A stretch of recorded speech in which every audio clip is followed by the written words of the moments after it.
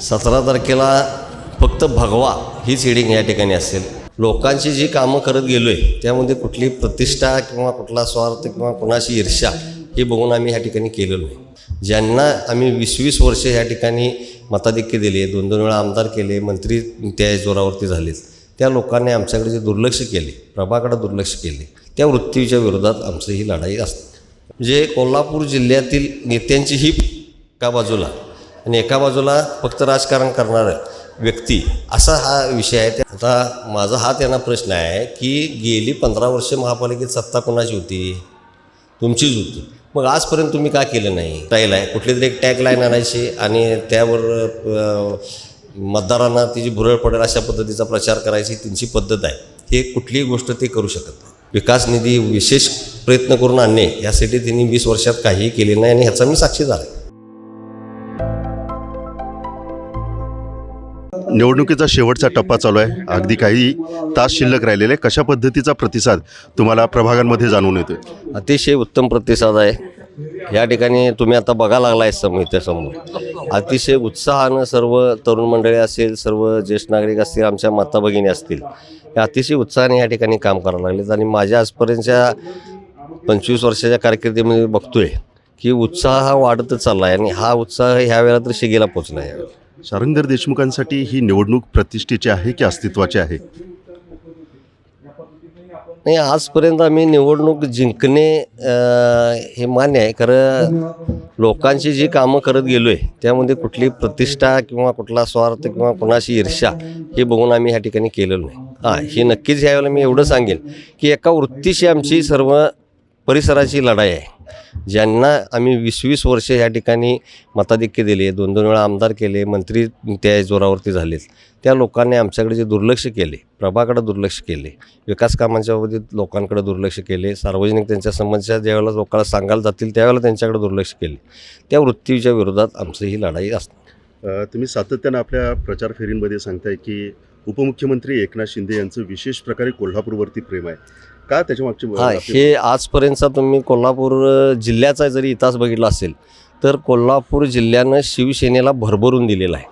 नेहमी त्या पक्षांना आमदार असतील, खासदार असतील, सर्व राजकीय ज्या निवडणुका आहेत त्यामध्ये विशेष सहकार्य करण्याची शिवसेनेला ही कोल्हापूर जिल्ह्यानं नेहमी ह्या ठिकाणी भूमिका घेतलेली आहे.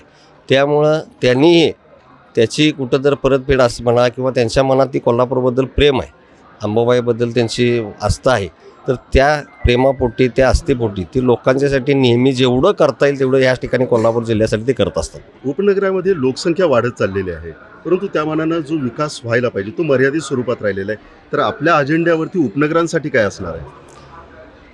आमचा प्रमुख आम्ही निवडणूकच लढवतोय तो हा संकल्प घेऊन लढतोय की जे शहरात ती उपनगरात किंवा किंबहुना जे शहरापेक्षा जास्त उपनगरात असावं त्या सर्व सुविधा आमच्या इथं असाव्यात. त्या पद्धतीनंच आम्ही आत्ता आमच्या कामाची सुरुवात केली आहे.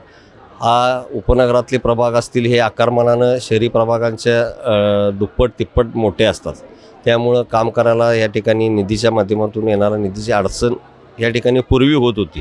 परंतु आत्ता मुख्यमंत्री आदरणीय देवेंद्रजी फडणवीस साहेब असतील, उपमुख्यमंत्री एकनाथजी शिंदे असतील, उपमुख्यमंत्री अजितदादा पवार असतील, या सर्वांच्याच माध्यमातून आणि इथं असणारी सर्व मंडळी त्या ठिकाणी आमदार अमोल माडिक साहेब आहेत, आमदार राजेश क्षीरसागर साहेब आहेत, जिल्ह्याचे पालकमंत्री आदरणीय प्रकाशरावजी आंबेडकर साहेब आहेत, खासदार धनंजय माडिक साहेब आहेत, चंद्रकांतदादा पाटील साहेबांचं या ठिकाणी विशेष लक्ष असते, मुश्रीफ साहेबांचं या ठिकाणी लक्ष असते. म्हणजे कोल्हापूर जिल्ह्यातील नेत्यांची ही एका बाजूला आणि एका बाजूला फक्त राजकारण करणारं व्यक्ती असा हा विषय आहे. त्यामुळे ह्या लोकांच्याकडून जे मिळणार आहे ती जेवढं जास्तीत जास्त द्यायला तयार आहेत आणि ती घ्यायची तयारी आपली पाहिजे आणि आपला पाठपुरावा फक्त त्या ठिकाणी पाहिजे. ती एवढी नेत्यांची संख्या देण्यासाठी झाली आहे की विकास हा प्रचंड या ठिकाणी होणार. विधानसभेमध्ये लाडकी बहीण योजना ही गेम चेंजर ठरली. आजसुद्धा महानगरपालिकेचा जो प्रचार फेरी आपण बघत आहोत किंवा प्रचाराचं ज्या पद्धतीचे मुद्दे समोर आहेत, एका बाजूला लाडकी बहीण योजनेसारखे मुद्दे समोर आणले गेलेत तर दुसऱ्या बाजूला राजकीय विरोधक असणारे त्यांनीसुद्धा महिलांना साथ घालण्याचा प्रयत्न केला. मग KMT 100% आपण महिलांसाठी मोफत देऊ, पिंक बसेसची व्यवस्था करू, वैद्यकीय दृष्टिकोनातून पहिल्या टप्प्यामध्ये 10,000 रुपयांची आपण हे करू. तर लाडक्या बहिणी यावेळेस काय त्यांच्या मनामध्ये आहे, कुणाच्या बाजूला? मोफत बस प्रवास वगैरे आता जे केले आता माझा हा त्यांना प्रश्न आहे की गेली 15 वर्षे महापालिकेत सत्ता कोणाची होती? तुमचीच होती. मग आजपर्यंत तुम्ही का केलं नाही? हे काय फक्त निवडणूक म्हणून काहीतरी देणे, फक्त चंद्र आणि सूर्य ह्या गोष्टी सोडल्या तर सगळ्या गोष्टी त्यांनी जाहीरनाम्यात गाठल्यात आणि यातली कुठलीही गोष्ट ती करू शकत नाहीत.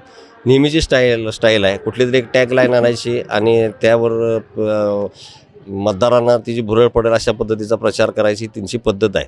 हे कुठलीही गोष्ट ते करू शकत नाही. 1-2 शेवटचे प्रश्न. त्यातला एक प्रश्न, जी काही विकास कामं झाली त्यावेळेस आपण काँग्रेसमध्ये होतात, आता आपण शिवसेनेमध्ये आहात.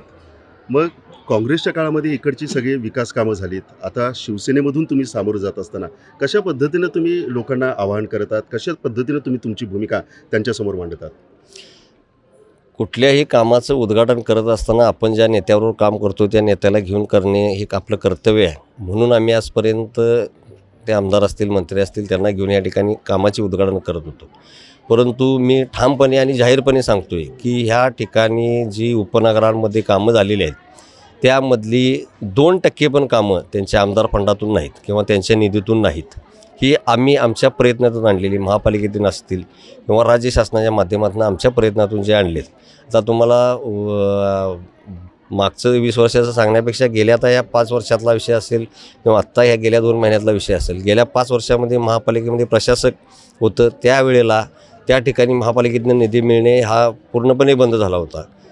लोकांची कामं थांबत नाहीत, तर त्यासाठी काहीतरी विशेष प्रयत्न म्हणून आम्ही राज्य शासन दरबारी त्या ठिकाणी प्रयत्न केले होते. एकनाथ शिंदे साहेबांना भेटलो होतो. त्यावेळेला 5 वर्षामध्ये टप्प्याटप्प्यानं 35 कोटी रुपये मला नगरविकासच्या माध्यमातून त्यांनी या ठिकाणी निधी दिला आहे. त्याचबरोबर ह्या गेल्या 3 महिन्यामध्ये आम्हाला एकनाथ शिंदे साहेबांना आम्ही परत विनंती केली विकास कामांच्या बाबत निधीसाठी, तर त्यावेळेला परत 20 कोटी रुपये त्यांनी दिले. प्रकाशरावजी आंबेडकर साहेब यांनी DPDCच्या माध्यमातून 2 कोटी रुपये दिले. हे माझ्यासारखा एखादा सर्वसामान्य कार्यकर्ता या ठिकाणी 57-58 कोटीची कामं ह्या 5 वर्षामध्ये करू शकतो आहे. म्हणजे बाकीचे आता राज क्षीरसागर साहेबाच्या माध्यमातून किती कोटी, शेकडो कोटीची कामं आणल्या त्याला गणित नाही. हे आज कोल्हापूर शहरामध्ये चांगलं व्हायला लागले. फक्त काहीतरी त्यात वेगळं बोलायचं आणि झालेल्या कामावरचं दुर्लक्ष करायचं ही फक्त त्यांची पद्धत आहे. ते स्वतः कुठलंही काम विकास निधी विशेष प्रयत्न करून आणणे यासाठी त्यांनी 20 वर्षात काहीही केले नाही आणि ह्याचा मी साक्षीदार आहे. एक शेवटचा प्रश्न आहे. काही दिवसांपूर्वी उपमुख्यमंत्री एकनाथजी शिंदे कोल्हापूरमध्ये होते, रोड शो झाला, एक मोठी सभासुद्धा झाली. त्यांच्या पक्षाच्या माध्यमातून आता आपण निवडणुकीच्या रिंगणात आहे. एकनाथ शिंदेनी शारंगधर देशमुखांना काही टिप्स दिल्या का? तर नेहमी त्यांचा हा सल्ला असतो की तुम्ही लोकांच्यात जावा, लोकांच्या समस्या जाणून घ्या आणि त्या आमच्यापर्यंत पोहोचवण्याचं काम करा. 15 तारखेला निवडणूक होतात, 16 तारखेला मतमोजणी आहे, 17 तारखेला सगळ्यांचंच लक्ष वृत्तपत्राच्या मथळ्यांकडे लागलेलं आहे. हेडिंग काय असेल? 17 तारखेला फक्त भगवा हीच हेडिंग या ठिकाणी असेल आणि महापालिकेत आदरणीय बाळासाहेब ठाकरे साहेबांचं नेहमीचे स्वप्न राहिले की भगव्याचा महापौर कोल्हापूर महापालिकेत झाला पाहिजे आणि ते स्वप्न ह्या 17 तारखेनंतर आपल्याला ह्या ठिकाणी दिसेल. पहिला महापौर असेल ह्या 5 वर्षातले सगळे जे कोण पदाधिकारी होतील हे महायुतीचे भगव्याचा सन्मान करणारे सर्व नगरसेवक ह्या ठिकाणी आपल्याला पदाधिकारी झालेले दिसतील.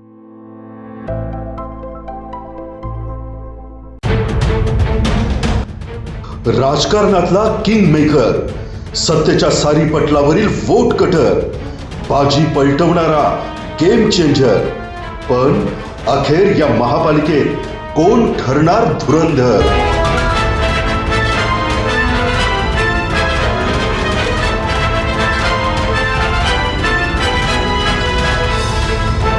पहा फक्त लाईव्ह मराठीवर.